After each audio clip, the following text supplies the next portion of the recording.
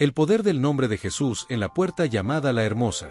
Pedro y Juan subían juntos al templo a la hora novena, la de la oración.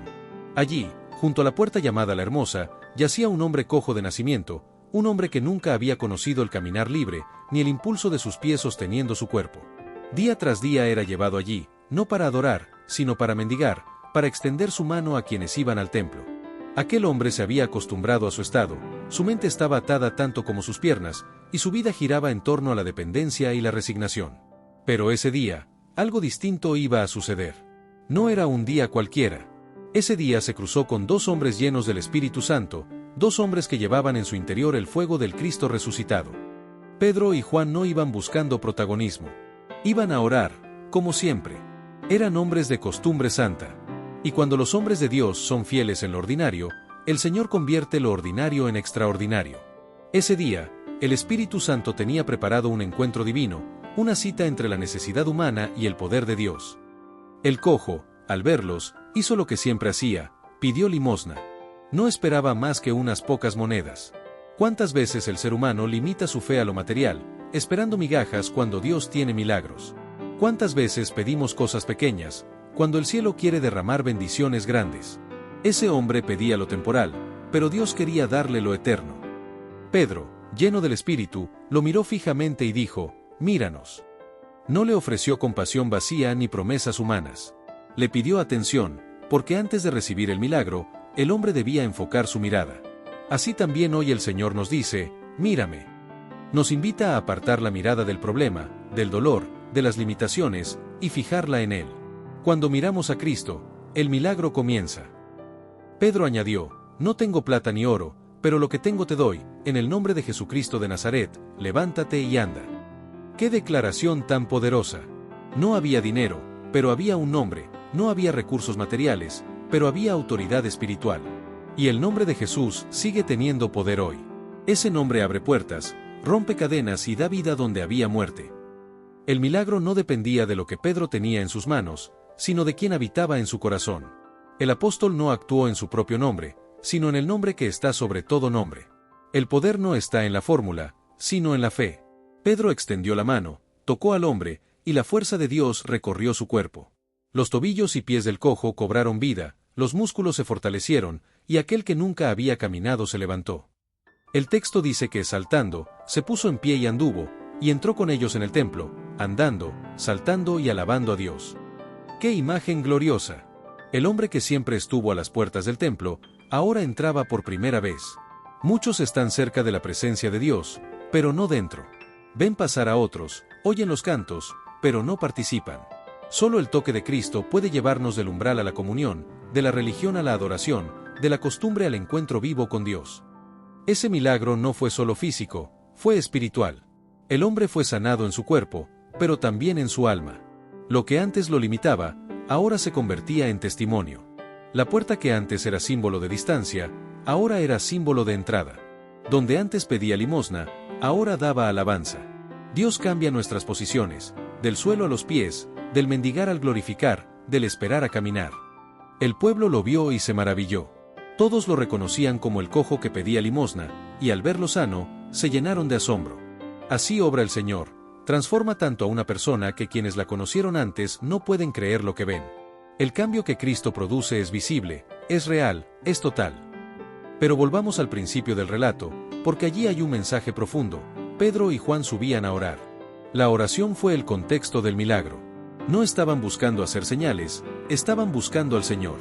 Cuando el pueblo de Dios ora, el poder del cielo desciende. No necesitamos templos llenos de espectáculo, sino de oración. La oración prepara el ambiente para que el Espíritu Santo se mueva.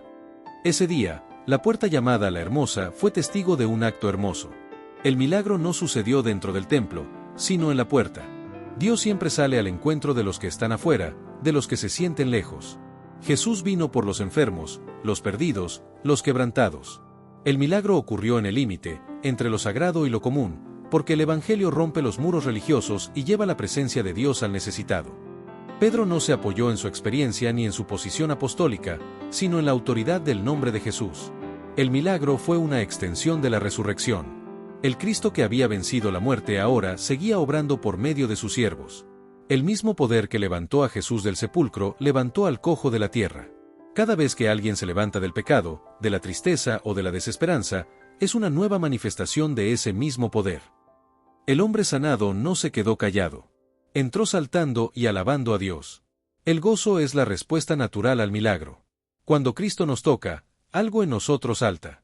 Ya no caminamos igual, ya no hablamos igual, ya no vivimos igual. La alabanza se vuelve nuestra lengua materna. Y el pueblo lo vio, y corrió hacia Pedro y Juan. Pero Pedro, fiel al Espíritu, no se robó la gloria. Él sabía que el milagro no era suyo, sino del Señor. Así debe ser la actitud del creyente. Dar gloria a Dios en todo. No somos más que vasos de barro que contienen un tesoro celestial. El propósito del milagro no era exaltar a los hombres, sino abrir una puerta para el Evangelio. El mensaje central de este pasaje es que la fe en el nombre de Jesús tiene poder para levantar lo que el mundo da por perdido. Hay cojos espirituales por todas partes, personas que han perdido la fuerza para avanzar, que viven dependiendo de otros, esperando una ayuda que nunca llena su vacío. Pero cuando se encuentran con el poder de Cristo, se levantan. La iglesia hoy necesita volver a ese punto, caminar en el poder del nombre de Jesús. No se trata de tener oro o plata, no se trata de programas o apariencias, sino de tener una relación viva con el Espíritu Santo. Pedro y Juan no tenían riquezas, pero tenían presencia. Y la presencia de Dios vale más que todo el oro del mundo. El cojo no pidió sanidad, pero la recibió. Dios da más de lo que pedimos o entendemos. Su gracia siempre supera nuestras expectativas. A veces pedimos una limosna, y Él nos da libertad, pedimos consuelo, y Él nos da propósito, pedimos ayuda, y Él nos da vida. Cada detalle de este relato revela la compasión del Señor. Pedro se acercó, lo tocó, lo levantó. La fe verdadera no solo habla, actúa. No basta con decir levántate, hay que extender la mano. El Evangelio no es pasivo, es dinámico. Pedro no lo dejó en el suelo esperando un milagro invisible, participó en el acto, mostrando que la fe se demuestra en acción. Ese toque fue humano, pero el poder fue divino. Así obra Dios, usa nuestras manos para mostrar su gloria. Por eso, la iglesia no puede ser indiferente. Somos las manos extendidas de Cristo para levantar al caído. Y una vez levantado, el hombre entró en el templo. ¡Qué imagen del Evangelio! El cojo representa al pecador, postrado, incapaz de entrar por sí mismo en la presencia de Dios. Pedro representa a la iglesia, guiada por el Espíritu, que extiende la mano y proclama el nombre de Jesús. Y el templo representa la comunión con Dios. El Evangelio nos toma del suelo y nos lleva a la adoración. Ese día, la puerta llamada La Hermosa se convirtió en testimonio de gracia. Ya no era solo una entrada al templo, era el lugar del encuentro. Así también nuestras heridas, nuestros límites, pueden convertirse en puertas donde Dios manifiesta su gloria. El Señor sigue diciendo hoy, en el nombre de Jesús, levántate y anda. Levántate de la depresión, del pecado, del miedo, de la culpa. Levántate y camina en la fe. No esperes limosnas del mundo, recibe el milagro del cielo. El poder no está en lo que tienes, sino en a quien perteneces. Pedro y Juan siguieron su camino, pero el testimonio quedó. Aquella sanidad fue semilla para muchos que luego creyeron en el Señor. Cada milagro tiene propósito. Dios no obra solo para aliviar, sino para revelar. El poder del Evangelio no se limita a sanar cuerpos, sino a transformar vidas. Hoy, querido hermano y hermana, el Señor nos llama a ser como Pedro y Juan, creyentes que suben al templo a orar, que caminan llenos del Espíritu, que miran a los necesitados con compasión y que tienen la valentía de pronunciar el nombre de Jesús con autoridad. El mundo está lleno de cojos a las puertas, esperando algo que solo Cristo puede dar.